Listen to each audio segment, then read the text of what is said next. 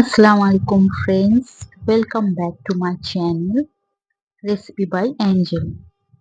আজ আমি শেয়ার করব লাউ চিংড়ির রেসিপি। আশা করছি আজকের এই লাউ চিংড়ির রেসিপি আপনাদের ভালো লাগবে। আর আমার চ্যানেলটাকে এখনো পর্যন্ত যারা সাবস্ক্রাইব করেননি, অবশ্য অনুরোধ রইল চ্যানেলটাকে সাবস্ক্রাইব করে নেবেন।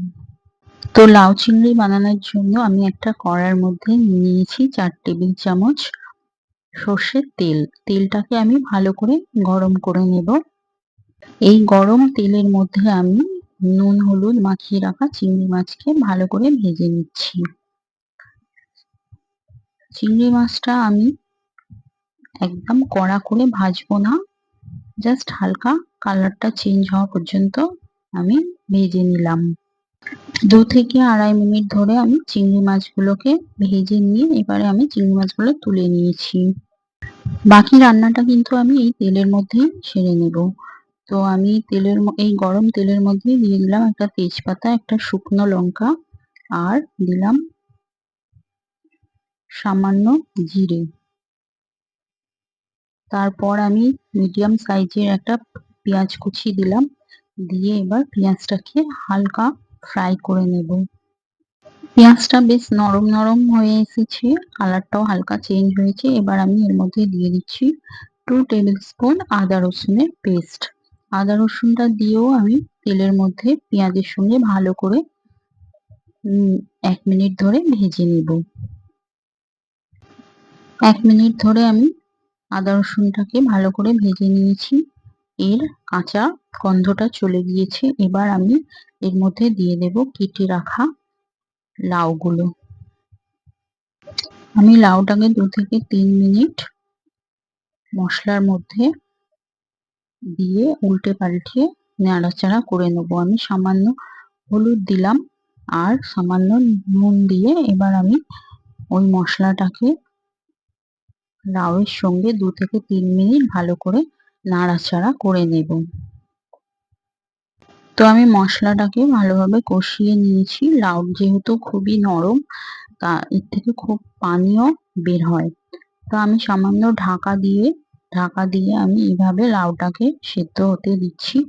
আবারও ঢাকনা খুলেছি 3 মিনিট পর, আর তারপরেও আমি ভালো করে লাউটাকে আবারও নাড়াচাড়া করে নিচ্ছি।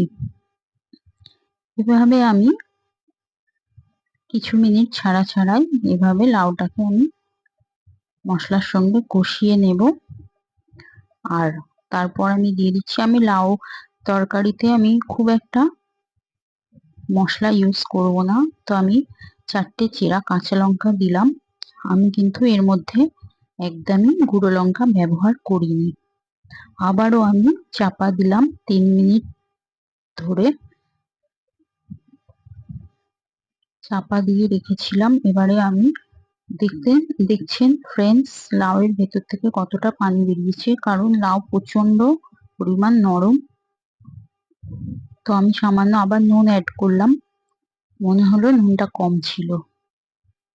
তারপরে নাড়াচাড়া করার পর আমি আবার 1/2 টেবিল স্পুন দিলাম চিনি। চিনিটা দিয়েও নাড়াচাড়া করে নিলাম।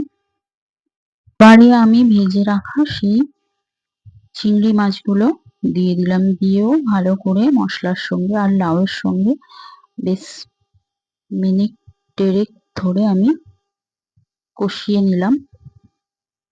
তারপরে আবার 3 থেকে 4 মিনিট ঢাকনা চাপা দিয়ে এভাবে আমি লাউটাকে সিদ্ধ হতে দিয়েছিলাম। তো আমার কমপ্লিট হয়ে গেছে লাউ চিংড়ি রেসিপি। আমি সবার শেষে দিয়ে দিলাম ধনেপাতা কুচি। ধনেপাতাটা অবশ্য দেবেন ফ্রেন্ডস, কারণ ধনেপাতা দিলে তরকারির স্বাদটা আরো বেশি হয়। তো দেখতে পাচ্ছেন একদম আমার রেডি হয়ে গিয়েছে লাউ চিংড়ি রেসিপি। এভাবে একবার অবশ্য ট্রাই করবেন। লাউ অনেক ঠান্ডা একটা সবজি, এই গরমের দিনে খেতে এই রান্নাটা খেতে ভুলবেন না। তো আজকের মতন টাটা।